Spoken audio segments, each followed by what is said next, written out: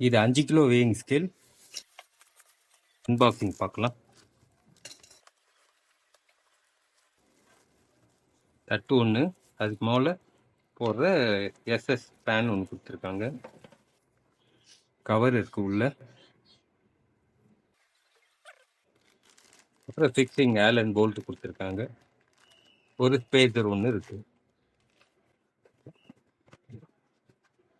இந்த மிஷினை ஆன் பண்ணுறதுக்கு முன்னாடி முதல்ல ஒரு 4 மணி நேரம் சார்ஜில் போட்டுடணும்.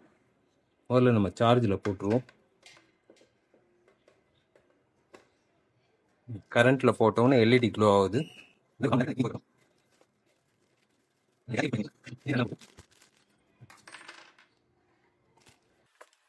இதில் 2 ஹோல் இருக்கும்.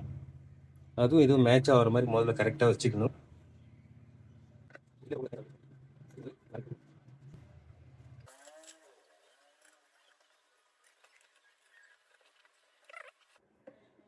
ஏன்னா இது 1/2 கிராமில் வேலை செய்கிற தராசு.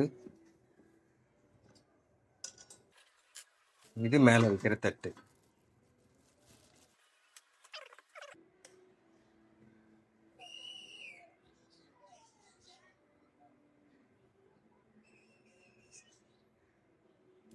இப்போ 2 கிலோ வெயிட் வைக்கிறேன். கரெக்டாக துல்லியமாக 2 கிலோ காமிக்குது. இது டேர் பட்டன்.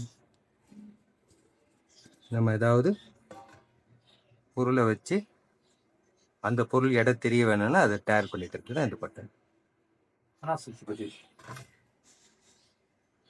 எவ்வளோ துல்லியமாக இருக்கு பாருங்க. 2 கிலோ.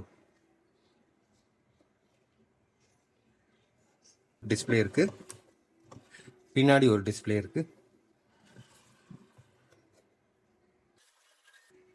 பின்பக்கம் ஆன் ஆஃப் சுவிட்ச் இருக்கு.